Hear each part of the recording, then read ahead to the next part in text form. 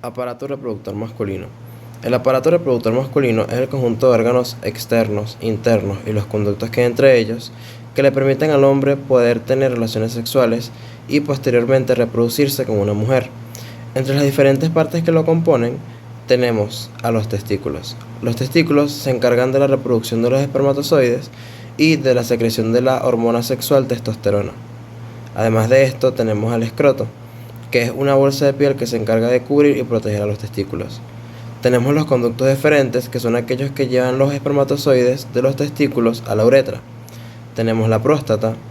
Tenemos la uretra, que es el conducto por donde sale el semen y conecta a la vejiga urinaria con el exterior. Y por último tenemos el pene, que es el órgano exterior y que a lo largo de él se encuentra la uretra. Aparato reproductor femenino. El aparato reproductor femenino es el conjunto de órganos y tejidos que se encuentran en los seres humanos de género femenino, los cuales cumplen con las diversas funciones involucradas en la reproducción sexual. Tenemos a los ovarios, que son los responsables de producir los óvulos. Tenemos a las trompas de falopio, que son unos conductos a través de los cuales va a salir el óvulo después de la fecundación. Y en estas trompas se puede dar la fecundación si el óvulo llega a tener un contacto con un espermatozoide. Tenemos el útero, que es en donde se va a depositar el óvulo fecundado y se va a desarrollar el feto. Tenemos la cervix. Tenemos la vagina, que entre sus diversas funciones está el de recibir el semen depositado por el varón y el de dar salida a las diferentes secreciones de la vagina. Y por último, la vulva. Parto. Podemos definir el parto de múltiples maneras. Una de ellas es que es la expulsión del feto del útero materno, aunque también podemos definirlo como el proceso fisiológico único en el cual la madre finaliza su gestación. Tenemos que el parto se anuncia con molestias en el vientre y en el dorso, aproximadamente cada 20 a 30 minutos. Además de esto, el útero empieza a sufrir una serie de contracciones, que son repetitivas en intervalos cada vez más breves. En cuanto a la conducta que hay que adoptar ante un parto de emergencia, tenemos que la primera de ellas es buscar un lugar cómodo y seguro para la madre. Hay que tranquilizar a la embarazada, hay que hacer que respire tranquilamente y con la boca abierta. Es muy importante que en esta fase se le brinde seguridad a la madre y se llame al servicio de emergencias. De estar dentro de las posibilidades, hay que acostar a la madre de espaldas o boca arriba, con las piernas separadas y las rodillas flexionadas, para poder observar el grado de dilatación y saber cuándo empezó el periodo de expulsión. Cuando nazca el bebé hay que secarlo y brindarle una temperatura adecuada. Y de último, pero no menos importante, no hay que cortar el cordón umbilical si no se tiene el equipo médico necesario. Prácticas y primeros auxilios en casos de parto. La mujer puede estar en esta fase durante horas, pero al momento en el que el útero se dilata 10 centímetros o se puede ver la cabeza del bebé es cuando se deben aplicar los primeros auxilios. Primero se busca un lugar seguro y cómodo para la madre. Durante las contracciones se anima a la parturienta a pujar. Se le dice que no grite ni hable para que el empuje sea más fuerte y efectivo. Entre las contracciones ella puede descansar y recuperarse. Antes de manipular se deben lavar las manos con agua tibia, jabón antibacterial y utilizar guantes si se considera necesario. Cuando empieza a salir la cabeza del bebé, esta se sostiene con una mano y se ejerce una presión muy suave con el objeto de que la cabeza del bebé salga en una contracción y gracias al empuje de la madre.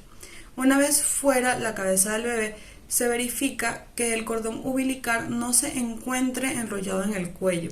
Si esto sucede, se debe tirar con un dedo para desenrollarlo y pasarlo por la cabeza del bebé para evitar así que éste se estrangule.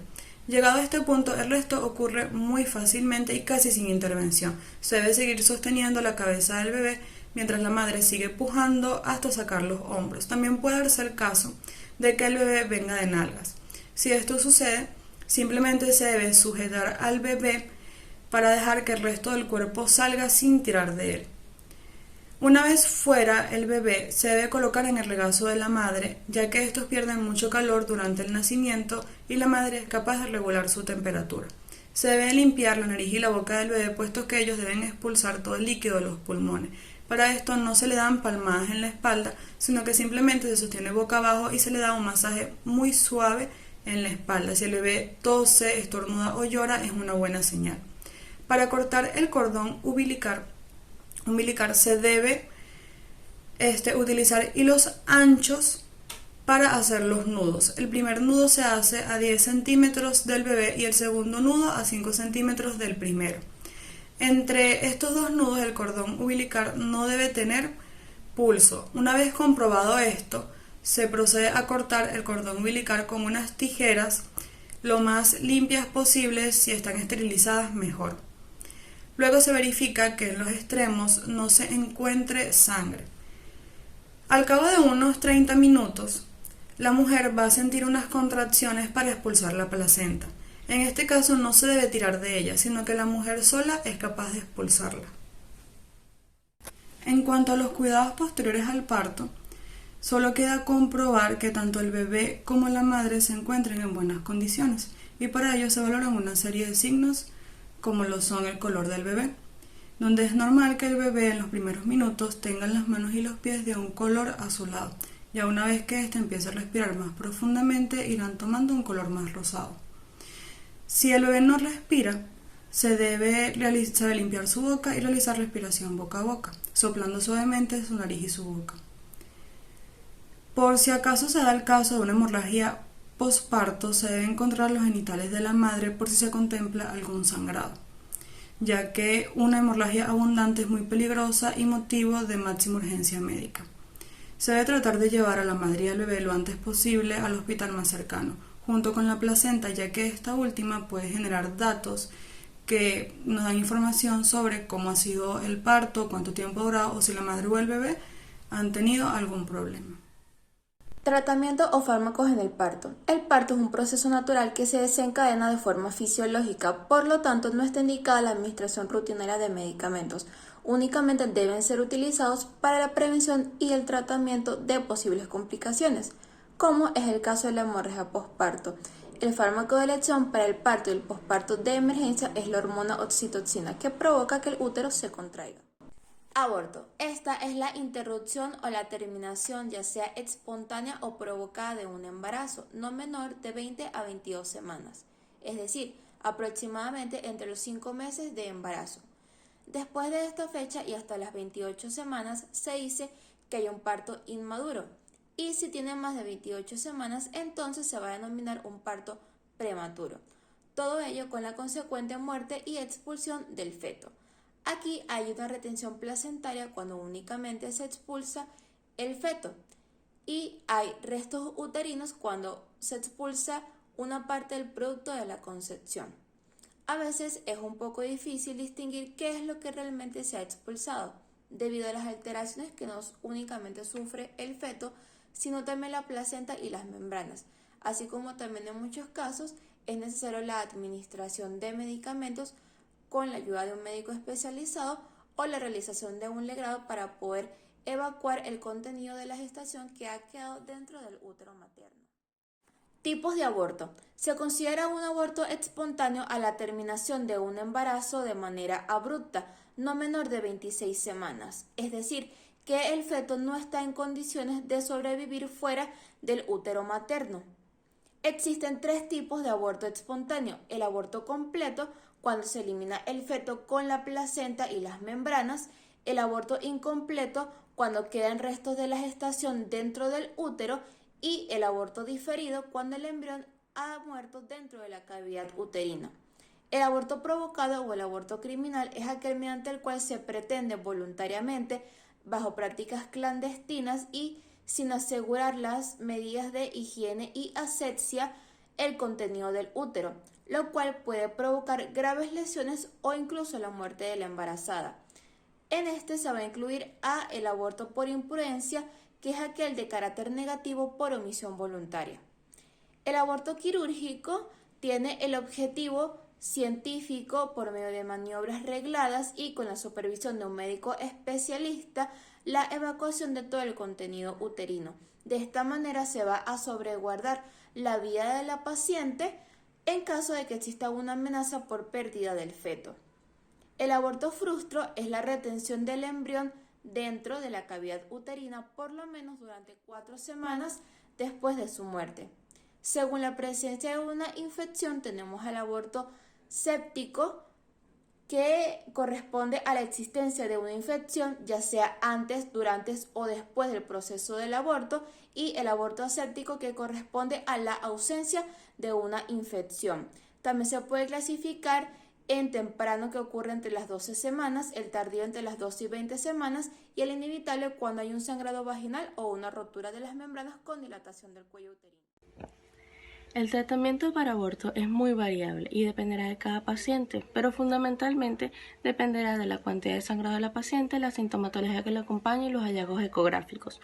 Cuando nos encontramos en casos de abortos espontáneos o amenazas de aborto, a pesar de que no está sustentado científicamente, el tratamiento es reposo, no actividad física, no actividad sexual y observación médica constante.